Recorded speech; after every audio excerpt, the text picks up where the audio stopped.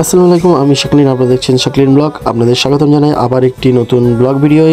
আজ নতুন একটি আউটলেটের উদ্দেশ্যে বেরিয়ে পড়েছি আমি, রিয়াজ, আর সাথে আছে আমাদের ইলেকট্রো।